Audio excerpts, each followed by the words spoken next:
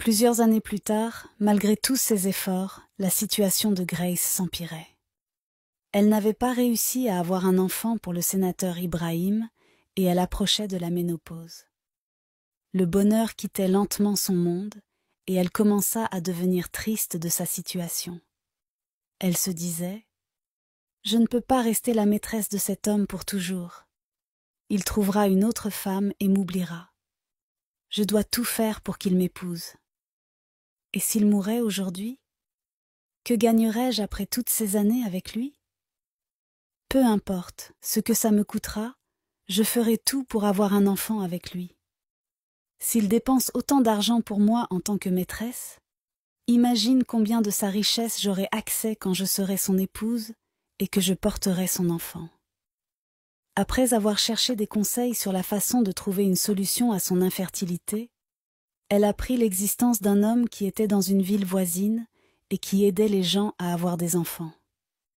Elle se prépara rapidement et entreprit de se rendre dans cette ville le lendemain.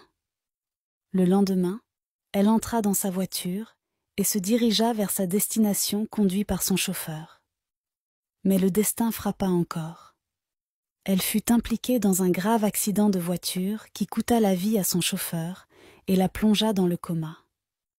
L'obscurité envahit son monde alors qu'elle se retrouvait inconsciente sur un lit d'hôpital.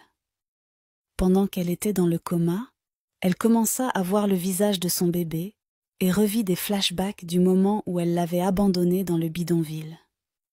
Elle n'avait ni amis ni famille pour lui rendre visite ou prier pour son rétablissement.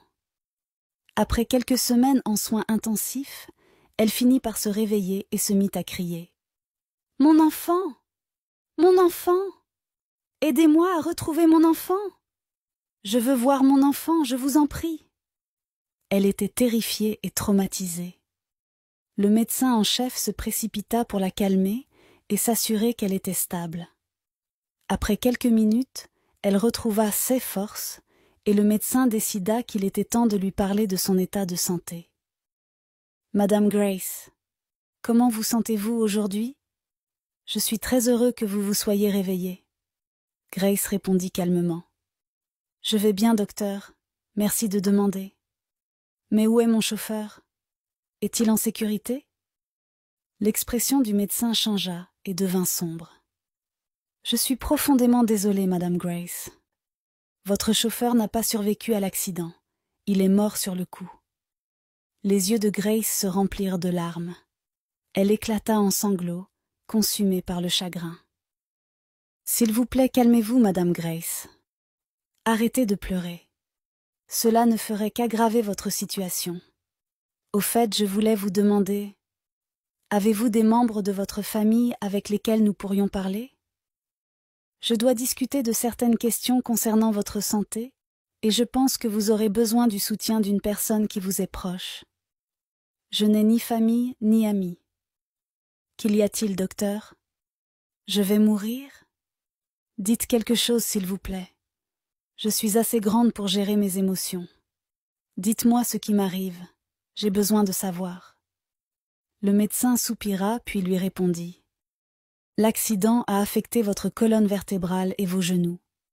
Je crains que vous ne puissiez plus marcher pour le restant de vos jours. » En entendant cela, elle perdit tout contrôle.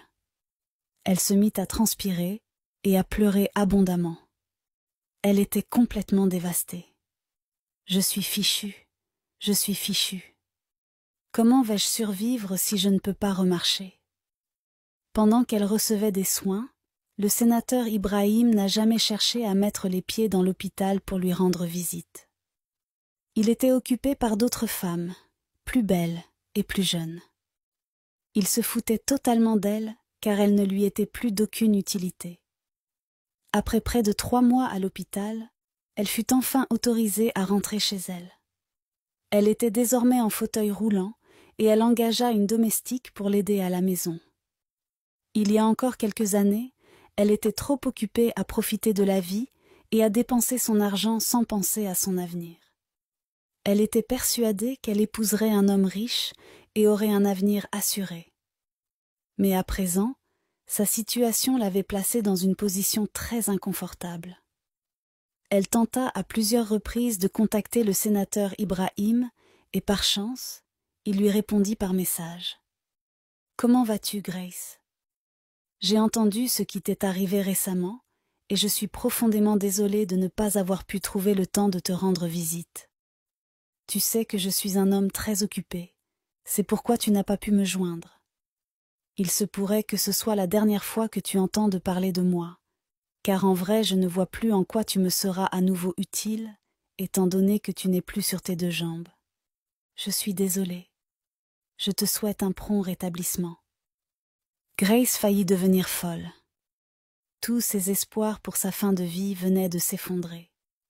Le sénateur Ibrahim l'avait oublié comme un papier mouchoir déjà utilisé. Elle plongea dans des pensées profondes jour et nuit, regrettant de ne pas avoir mené une vie plus modeste et consciente. Pendant qu'elle affrontait les difficultés, David continuait à avancer dans les études.